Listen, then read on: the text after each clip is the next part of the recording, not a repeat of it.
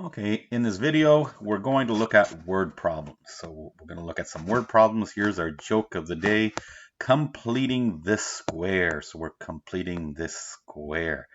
I think that's a little easier. Then you got two more squares to fill in than the completing the square we did.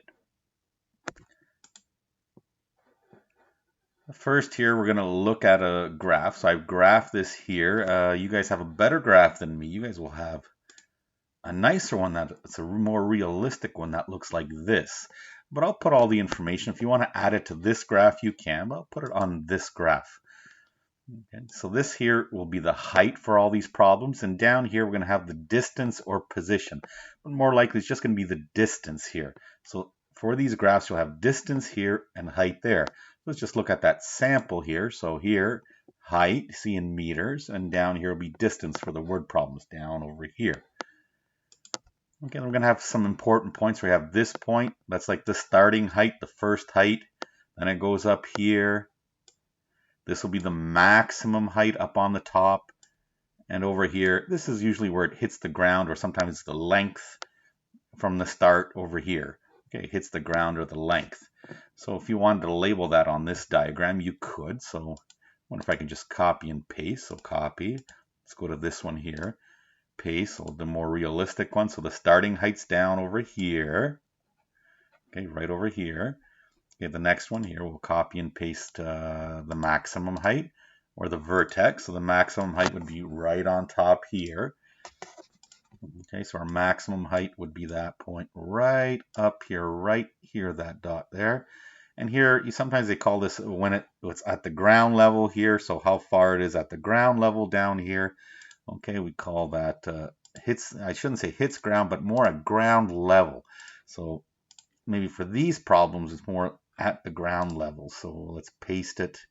I would say that's more the ground level. It's the x-intercept. Whoops, I should just type a ground level. Instead of hits the ground, I would say ground level, and it's the x-intercept. Okay, now the equation will look, instead of y equals ax squared plus bx plus c, we're going to insert the letters h, d, and d. And d will be the distance and h will be the height. So we're used to seeing the equation like this, the standard equation here. We're used to seeing it like this right now, ax squared plus bx plus c. All we've done is we've replaced these x's, this x and that x, with d's and the height here. Now we're going to do the same thing to find the vertex, which is going to be the highest or maybe even the lowest point. We're going to complete the square. And to find the x-intercepts, we're going to use either the quadratic formula or factor. So I showed you this graph. Let's look at the next graph here. Special cases. There's two special cases I'd like to talk about. Okay, this is the first special case. So it starts at 0, comes up, and comes down. So the first graph you hear, it starts at the ground here, or ground level. The y-intercept will be 0. The equation, the general equation looks like this, y equals ax squared, and it comes up. There's no y-intercept. There's nothing at the end here.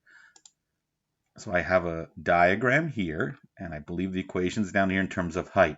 So it starts at 0, comes up, and comes right back down here. Okay, the equation, here's the equation for that. H equals negative 2d squared plus 16d. There's no y-intercept. This is a special case where it starts here, ends over there, and comes up, starts at 0. Okay, next special case is when the vertex is at the center. So vertex is at the y-axis, and it's equal on this side and equal on that side.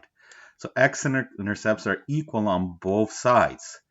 Okay, the general equation, and you should have it on your sheet, y equals ax squared plus c. To find the x-intercepts, you set y equal to 0 and solve, and you'll end up, and then the vertex is always that c at the end. So you put a 0 in there, it's always 0 comma c is the vertex, but to find the x-intercepts, you will set y equal to 0 and solve it. This is not a difficult solve. Let's look at the example here. So here we got h equals ad squared plus c. And now you have negative 2d squared plus 32. There's no middle term here. The graph is equal on both sides. It comes up here. Okay, and there's the vertex, and it comes back down. So you have your two special cases.